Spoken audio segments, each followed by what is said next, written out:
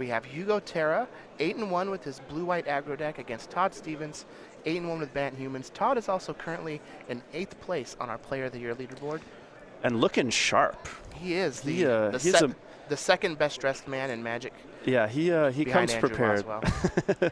He comes prepared, that's for sure. Both players are just going to start off with a land that enters the battlefield tapped. Canopy Vista for Todd, Prairie Stream for Hugo. Todd has a Canopy Vista as well, and a Thraben Inspector. And a lot of our viewers are probably familiar with the Bant Company deck that was very, very popular, particularly in the beginning of this standard season.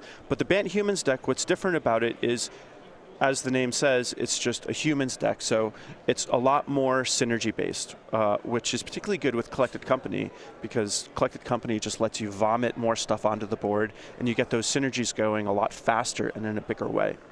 So when you get to Collected Company and hit something like Thalia's Lieutenant and Reflector Mage, it's just always insane. Hugo just has an island and passes, and Todd has a Dimensional Infiltrator. Yeah, he also has Rattle Chains, which acts as another flash creature. So the fact that he gets to pair these flash threats with counterspells is one of the cool things that this deck can do. Now, Todd had a Thalia's Inspector, or Thalia's Lieutenant on his turn, and this is going to pump that Thraben Inspector to a 2/3, which is a real important stat. All of these creatures that Hugo has that he can play at flash speed in his flyers, they're all 2/1s. Yeah. So now this 2/3 can just freely attack every turn through these creatures, and just continue to pummel Hugo. Yeah. That said, Todd isn't really going to be able to block that 2-power flyer. So there's a little bit of parity here. Even though Todd's creatures are bigger, his creatures, like they have more toughness, they may not be attacking for more than what Hugo's doing. All right, Todd's just going to attack with his 2 creatures, bring Hugo down to 15. Ooh, it looks like here we have probably a counter on the Lieutenant and the Inspector fighting. Here we have a spell with a counter from spell. Hugo. And this is the nice thing about playing counter spells and flash threats. Hugo probably had another creature he could deploy, but he gets to wait and see what Todd does, and then is able to decide, do I want to respond with a counter spell, or do I want to continue racing? Hugo's going to go ahead and attack Todd with his Dimensional Infiltrator. It's going to bring him down to 16. He's going to deploy a Bygone Bishop. And Bygone Bishop is a great card. Not only is it a flyer, like so many other cards in this deck, but it's a good source of card advantage. So if you're trying to one-for-one a lot of your opponent's stuff, this is a great way to get ahead in that situation. Unfortunately, Hugo doesn't have a land drop, so generating those clues, while they are a source of card advantage, they're only a source of card advantage if you actually get to cash them in. So if Hugo just misses a bunch of land drops, he may find himself with a bunch of clues on the board instead of cards in his hand. Bygone Bishop was the card that first kind of bust on the scene at the Season 1 Invitational earlier this year in Columbus. Jerry Thompson used it in his mono-white humans deck. Yeah, it's a great card. Todd's going to Collected Company here. He's going to find a Duskwatch Recruiter and a Lambholt Pacifist, who are both humans, so 2 counters are going to go on that Thalia's Lieutenant, which is just part of the synergy that we're seeing here from this Bant Human deck. Yep. This Bant Humans deck. If one of those creatures had been just another Thalia's Lieutenant, then he could have pumped his entire board in addition to just that one Lieutenant. Yeah, and that's one of the things that makes this Bant Humans deck really good. Not only is getting your creatures bigger good because they're bigger creatures, but it also protects them from things like Languish or Radiant Flames. It can protect them against cards like Grasp and Darkness if they get big enough. And it also means that it's easier for you to bash through tokens. So it looks like we have a Reflector Mage for Hugo. He's going to get a clue from his Bygone Bishop, and he's going to bounce one of Todd Stevens' creatures. Let's see what he decides to choose here.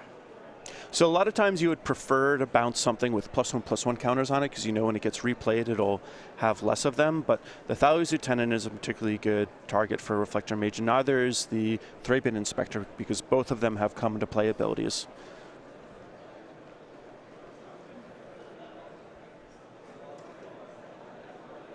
If I were to guess, I think that I would probably bounce the Lambholt Pacifist if it was me, just because if Todd plays any other creature that values 10 is going to be a 4/4, and that Lambo Pacifist is going to be able to attack. But it looks like Hugo prefers to cut Todd off some card advantage and bounce the Duskwatch Recruiter instead. All right, so the Recruiter is going to be bounced back to Todd's hand. Hugo's going to crash in with that Bygone Bishop and the Dimensional Infiltrator. It's going to knock Todd down to 12. So it looks like the players are in a bit of a racing situation here. But cards like Collected Company out of this Bant Humans deck can really swing the race in one way or the other. Yeah, cards like Collected Company and Reflector Mage are just perfect in a race scenario. But well, he is going to hit a Reflector Mage, and only one Reflector Mage. But this is going to be able to swing the board back in his favor. He can bounce Hugo's Reflector Mage, get a counter on his Thalia's this Lieutenant, is a big attack. And just crash in for 9. Yeah. It's going to bring Hugo down to 1. Man, had there been another human with that Collected Company, it would have just been game. Yep. And that's why this Bant Humans deck is so good. Collected Company, when you can hit things like Thalia's Lieutenant, Reflector Mage, or just have a Thalia's Lieutenant already in play, means those Collected Companies are just phenomenal in terms of the synergy. Looks like Hugo is going to miss on his 4th land yet again. He's picked up a copy of Invocation of Saint Traft, which is a real interesting card. Can let you put a lot of pressure on to a player who can't block your flying creatures. But it's not really going to do anything when he's sitting at 1 life against a field full of humans from Todd Stevens. I think the way that Hugo built his deck, he's prepared to attack decks that are slower than him, but he doesn't look like he can actually play particularly good defense. So I'm not really surprised to see him lose this game 1, even though I do think his deck has a lot of sweet things going on with it. Let's go ahead and take a look at the players' sideboards here as they go to sideboard between games.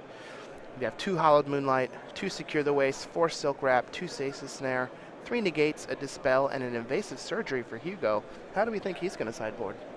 So I think one of the cards that Hugo is going to want to fight are Collected Company and then also the Dromoka's Command. I think he's going to have the best plan if he's able to fight those powerful spells and be able to basically race in the air. So I think Hollowed Moonlight is going to come in. I think that Dispel is going to come in. I could even see an Invasive Surgery coming in. Oh, wait, does that only hit sorcery? Yeah, only sorcery. Only sorcery. Okay, so Invasive Surgery probably won't come in. He could bring in the Negates, although having Dispel, 2 Hollowed Moonlight, and all 3 Negates is probably too much. So I could see like maybe 1 or 2 Negates, but I don't think he'll bring in all 3. And then I could also see him bringing in some number of the Silk Wrap and Stasis Snare. He'd really like more removal, but it's a little bit of a sketchy proposition because those Dromoka's Commands are floating around. So I'm not sure if he'll want to bring all 6 of those white enchantments, but he'll probably bring in at least some number, and it may just run the risk of bringing them all in and hoping that hopefully I just have a Dispel for my opponent's Dromoka's Command when he casts it. Well, all of that makes a lot of sense. Let's take a look at Todd's sideboard. He has 2 Archangel Avacyn, 2 Declaration in Stone, 2 Den Protector, 2 Gideon Ally of Zendikar, a Graph Mole, 1 Linvala the Preserver, 3 Negates, and 2 Profaner of the Dead. How do we think Todd's going to board here? So Hugo's playing a pretty rogue deck, so I don't think Todd has anything in his sideboard that's specifically for this matchup. But the cards that I think he'll bring in are Archangel Avacyn. It's just a great card. Flipping it is probably going to wipe all of Hugo's board because Todd saw a lot of low toughness creatures, and a big Vigilance flyer is going to play great defense as well as offense. I think that he's probably also going to bring in Linvala for a similar reason. And he could also consider Profaner of the Dead. Hugo did show a bunch of low toughness creatures, like I said before. But Todd has to be really careful about bringing in too many cards that don't get hit off of Collected Company. We saw in that previous game only getting 1 Reflector Mage off of a Collected Company. While it was fine in that game, a lot of times just hitting 1 creature won't be good enough.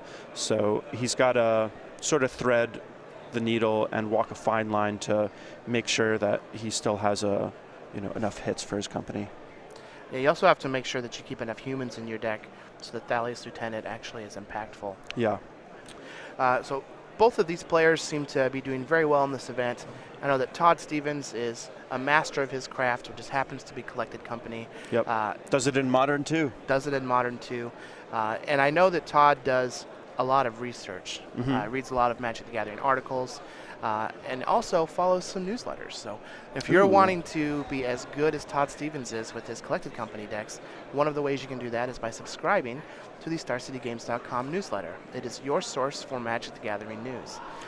Yeah, I really like the newsletter. It's a great way to just be informed of basically all the highlights. It'll feature some of the best articles that have gone up.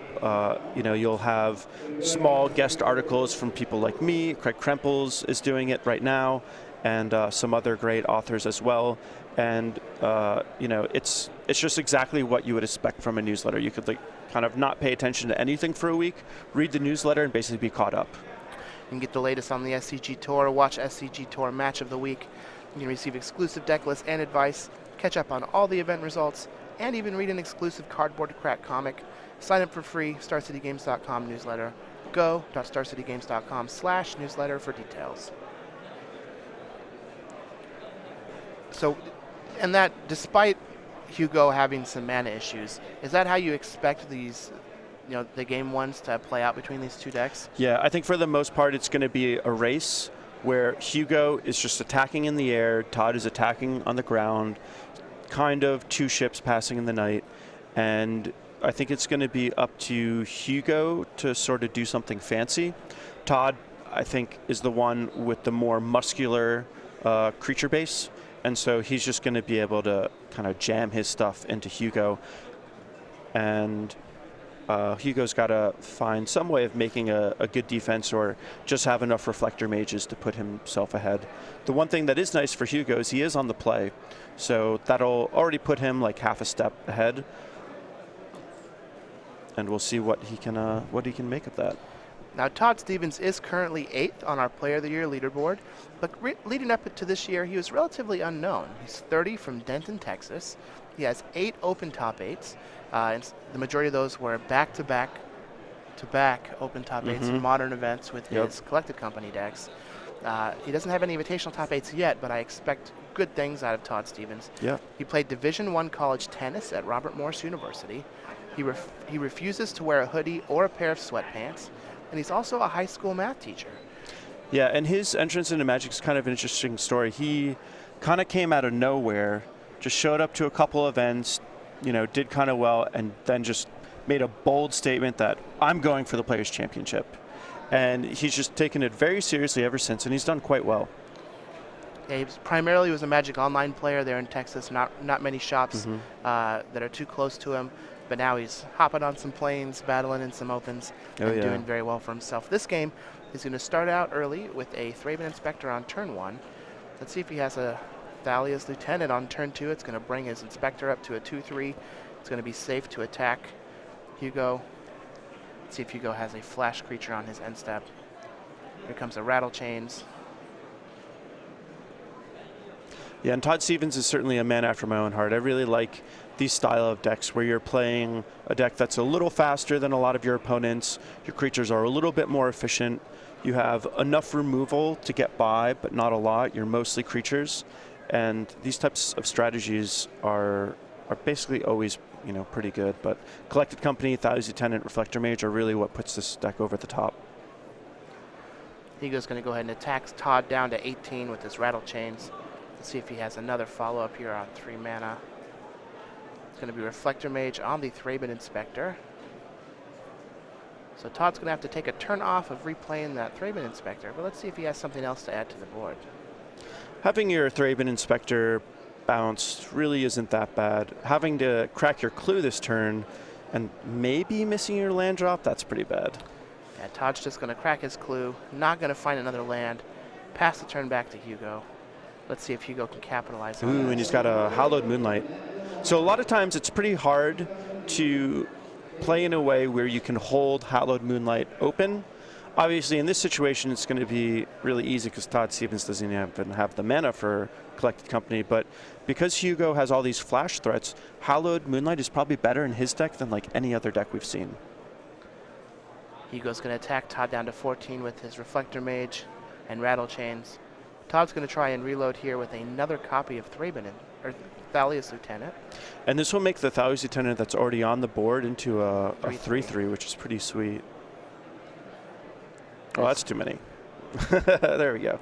It's also going to make any of these Thalias or Thraben Inspectors that Todd has in his hand. Yeah.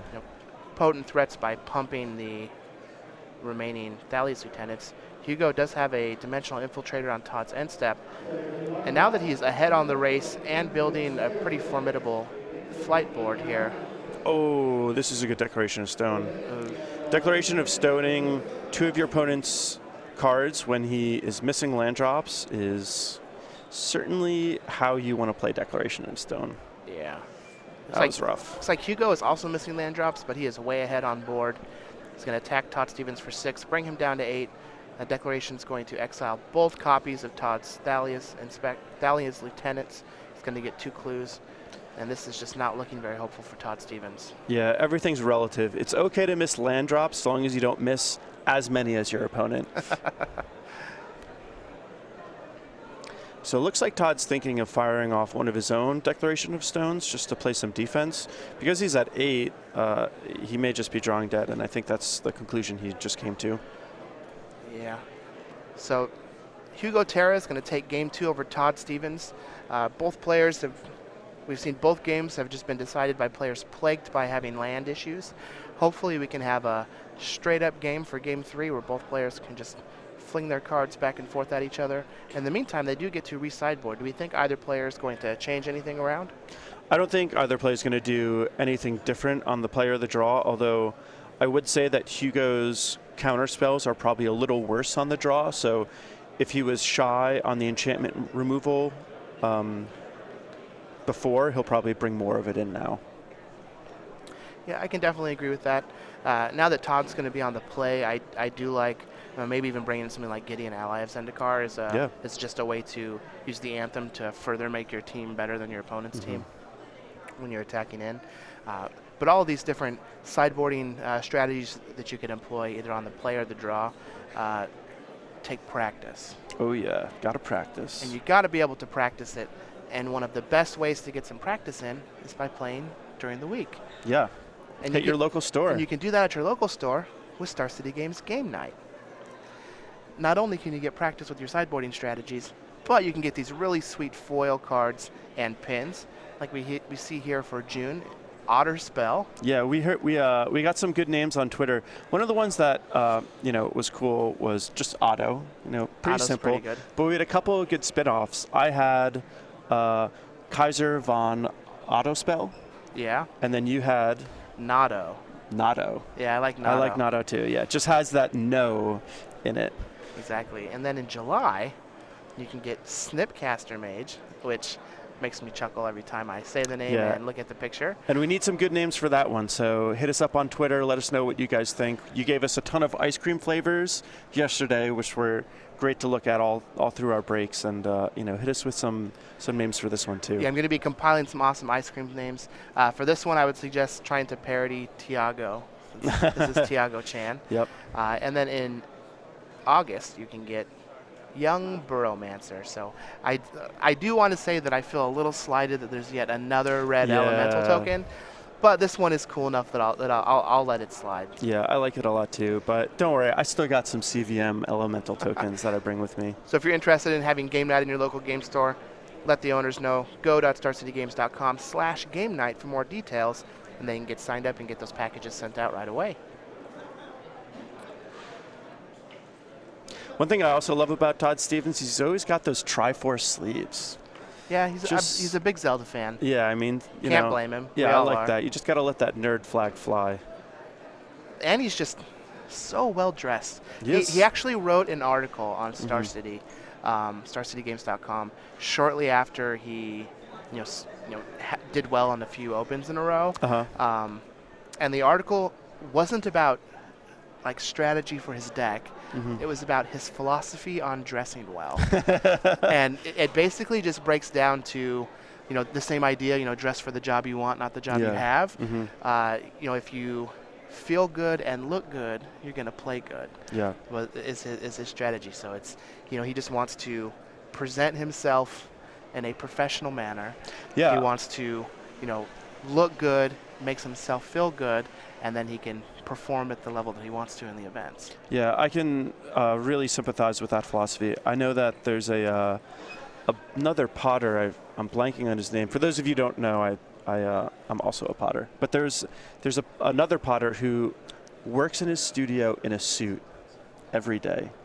Just puts an apron on, rolls up his sleeves, but he's in a suit, making pots, flinging clay all over the place, and that's just how he rolls. Yeah. And he makes some of the most pristine objects. A lot of people will talk about rising to the occasion and, various kind of catchphrases like that to sort of speak of this philosophy, but really dressing your best for a situation that you want to do well and you want to do your best in, it just kind of sets the tone even before you show up to the event. You're kind of looking at yourself in the mirror and you're saying, I'm going to do a good job. Yeah, and in that article, he has a clip from a movie, and I can't remember the name of the movie, but it has Steve Carell in it, and this guy is like trying to teach him how to, change his life, moving on from splitting up with his ex-wife to go out into the dating scene. And there's a bit where he's just like, be better than the Gap. Nice. So that's just like Todd's mantra is be better than the Gap. All right. I still like my sweatpants on the weekdays, after work, but yeah, I'm not going to give up sweatpants and hoodies. Yeah. But I do respect Todd for his Yep. fashion sense. It looks like Hugo is needing to change his sleeve out here. So we're going to go into Game 3. Todd Stevens is on Bant Humans, currently 8th on our Player of the Year leaderboard.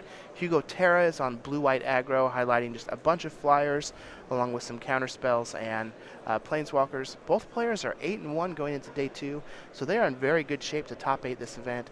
X3 will likely top 8. X3-1 might even have a chance. So, both of these players do have 1 or 2 losses to give still before they can get into the top 8 of this event. Good luck to both of them. Yeah, for sure. I'd have to give an edge to Todd, not only because he's on the play, but for the reasons I was speaking about before, where I just felt like he had the slightly more efficient, more muscular creature base, and Hugo's going to have a hard time playing defense, and Todd should be ahead. That said, I do like Hugo's deck quite a bit. I think it's really interesting, and I think against any deck that's slower than his, he's going to have a phenomenal matchup. But in this situation, I think he's not quite as prepared as how we would like to be. So you'd say the creatures in Todd's deck have been going to the Tarmogoyf gym?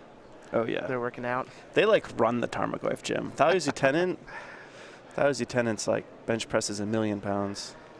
All right, well Todd's just going to start out with a couple of enter the battlefield tap dual lands. Hugo does have a basic island and a basic plains. Todd's likely going to deploy some creature to the battlefield this turn, and then Hugo can flash in something else on his end step and then take his third turn. And so it's nice to see that Todd has basically all of his mana online. He's got land drops, he's got all of his colors. It's a little unsettling that he doesn't have any creatures to play yet, though. That's a little interesting and surprising, to be frank. Over the course of 3 turns, I'm wondering if his hand is just like mono collected company. Yeah, you can certainly justify. Wow, another missed land drop from Hugo. Yeah, Hugo's going to miss his land drop, and it looked like he had a copy of Hallowed Moonlight in his hand. So if Todd does have collected company, he might be able to snipe that company from Todd. Todd's just going to play a 4th land and pass back. Hugo is not going to bite on another flash creature, just going to attack with his Infiltrator, bringing Todd down to 16.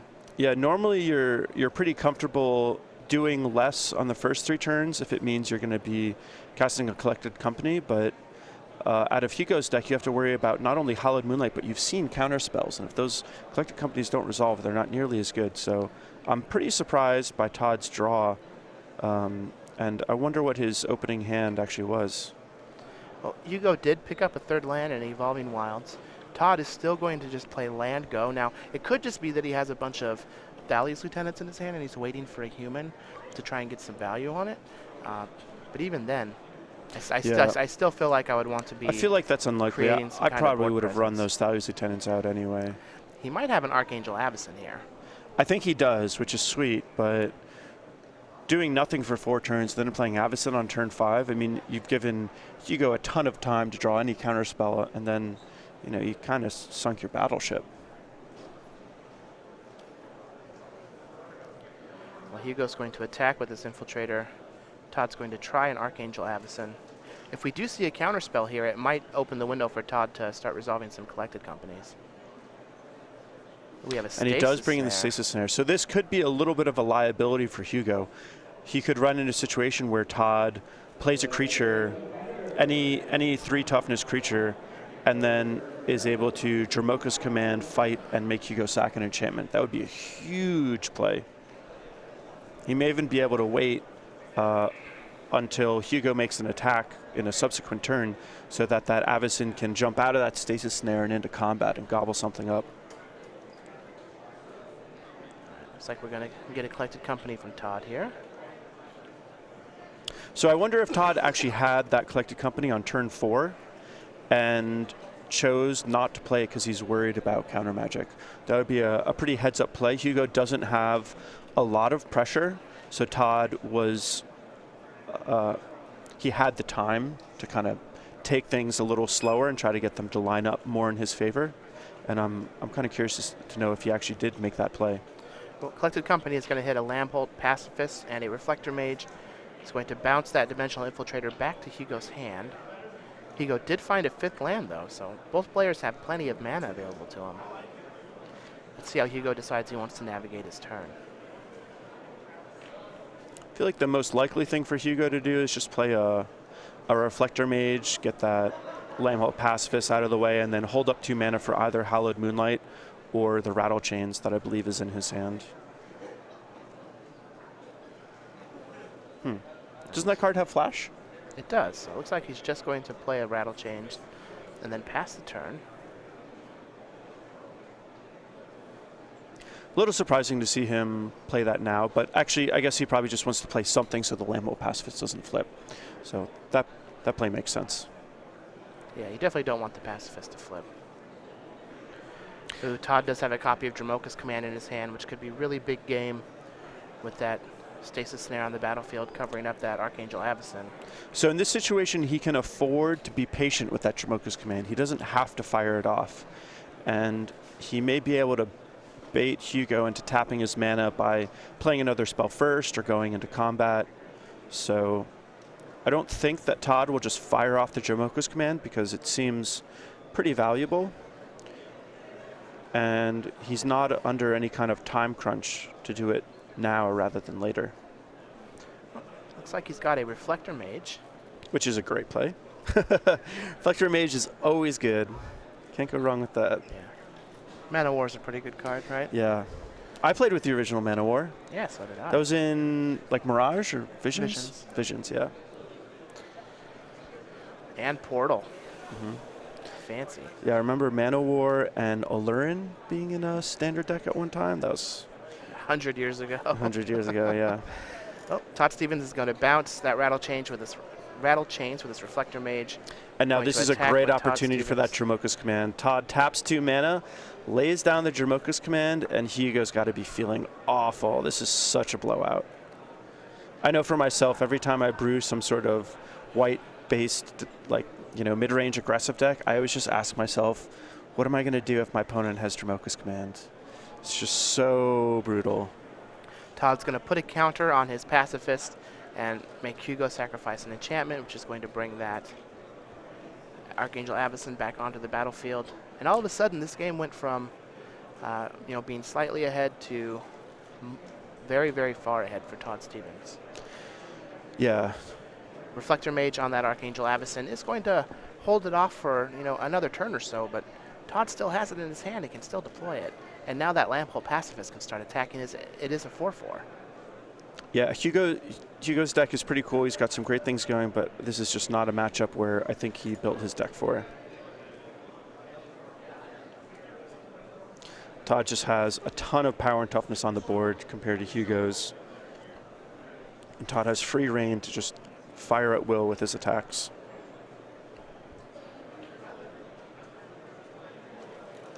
Todd is down to 12, though. Yeah, but he's going to catch up on that life deficit real fast. Ooh, it looks like he also has a Linvala the Preserver in his hand. So on this board, Gain 5 he'd be life, able make to a gain 5/5. and make a 5/5. He's probably a little worried about a counterspell, but he saw the 3 mana counterspell before. I don't think he's seen a 2 mana counterspell yet. So you know, it's more likely he's going to play around the thing he saw rather than the thing he didn't. Exactly.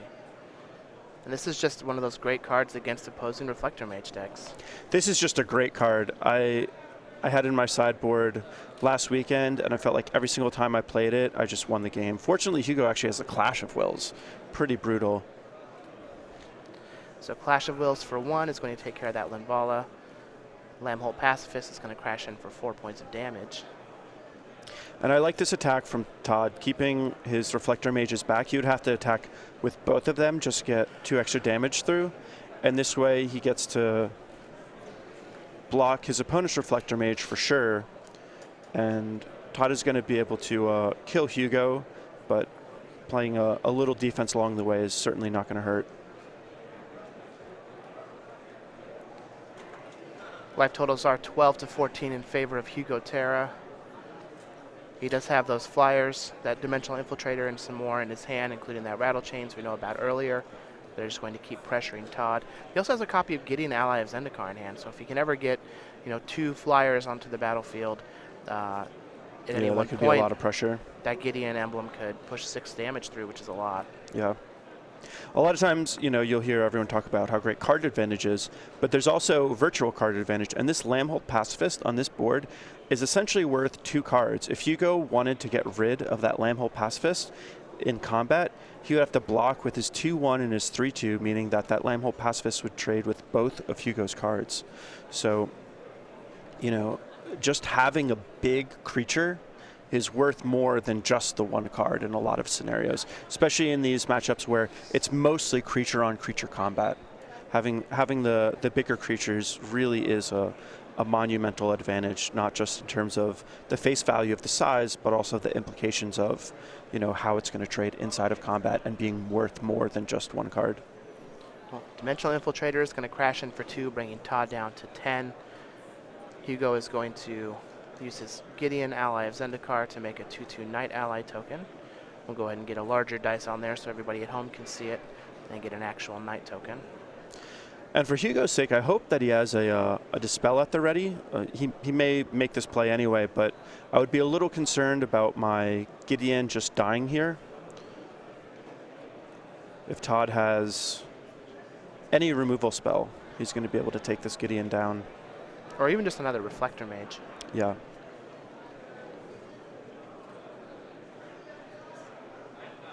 That said, the Gideon is going to soak up some damage.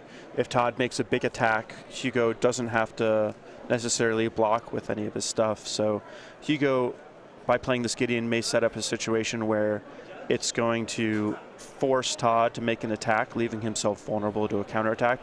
And while it won't be it won't be something that develops Hugo's board a lot, it'll be a play that puts him a little farther ahead in the race. What could be an interesting play here is Todd doesn't know that Hugo has another copy of Reflector Mage in his hand, but if Todd were to Reflector Mage Hugo's Reflector Mage here, it creates some good attacks and even strands that other Reflector Mage in Hugo's hand for a turn, which could be pretty important. Ooh, so here's a Reflector Mage on the Knight Ally token. A Declaration in Stone on Hugo's Reflector Mage is going to give him a clue. And this frees up that Pacifist to kill Gideon, and then Todd to get in 4 points of damage, and he has a pretty big board at this point. Yeah, and so this is a situation where not only does he get to kill the Gideon, but he gets to push damage and answer most of Hugo's board. So this is definitely something that, a series of plays that puts Todd in a commanding position. Now they're both even on life. Hugo has a very small board. Granted, he has an unblockable attacker, but that attacker is small and it does not get to play defense, and Todd starting to create an overwhelming board presence. I also like Todd's decision to bounce the token and Declaration of Stone his opponent's Reflector Mage. Todd would rather his opponent have a random card from his library than a Reflector Mage on layaway. Yeah.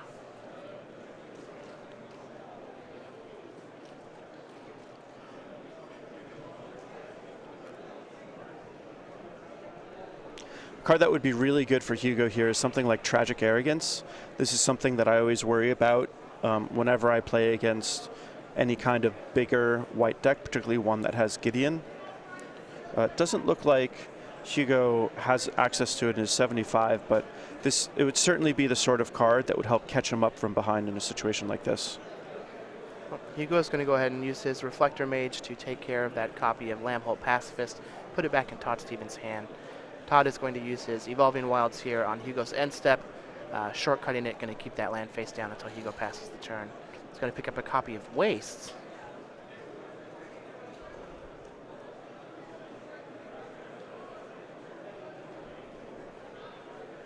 So it seems like some sort of confusion about the players. One thing that's been interesting this game is Hugo's had that,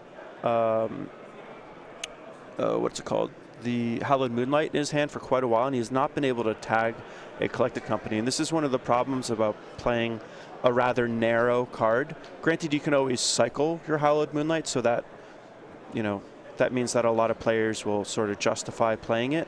But it, if you just have it in your hand, your opponent doesn't draw a Collected Company, or they are able to cast it when you're tapped out, that Hallowed Moonlight can get stranded and be a little bit of a detriment, which is not what you want from a sideboard card.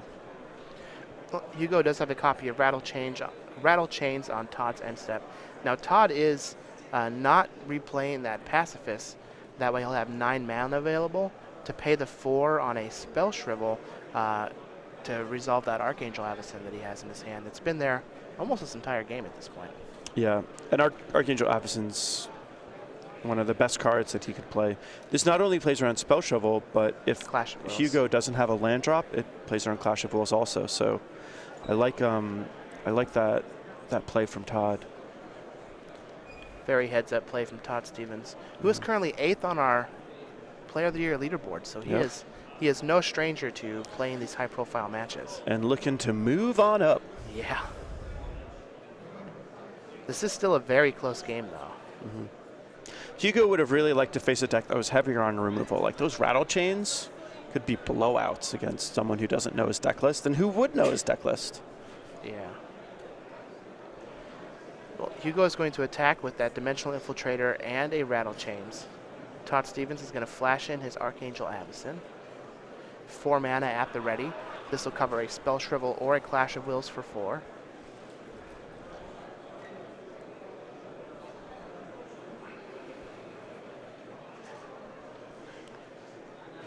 Hugo has a copy here of Essence Flux. Let's pull that board up, or that card up. I'm sure that's a card that I believe it's just a blink. Not many players know about. Yeah, so it's going to blink a creature, and if it's a spirit, it gets a +1/+1 counter. So he blinked his Reflector Mage, bounces opponent's Avacyn. Pretty good. Wow. Yeah, I like it. All right, Hugo. Every time you're trying to use that little advertisement card, we got real tokens here. Yep. He's just going to play Gideon, make a 2/2. This is a real tough spot for Todd. He's at 4. They're lethal flying attackers on the battlefield, and he can't replay his Archangel Avacyn. Yeah, and Todd looked great, and I'd said, earlier about the matchup that I felt like Todd would likely be ahead and Hugo would have to do something fancy to catch up. And he's been able to do some fancy things, yeah. Man, that Essence Flux. I wonder, so Reflector Mage is so good that now we can just play this, 1 mana Blink my Reflector Mage. Imagine Restoration Angel was in this deck. Jeez. Oh, that'd be so good. Or just in this format. Yeah. And now that Todd has played the Lambholt Pacifist, if he tries to play his Avacyn, it can get countered a little more easily. So Todd has really got to be sweating this. He knows that he was in an extremely dominating position, and somehow it has just sort of slipped through his grasp, and now he's wondering, what am I going to do here? It's in kind of bad shape. I think the key point in this game starting to slip away from Todd was when his Linvala got countered by Clash of Wills. I agree.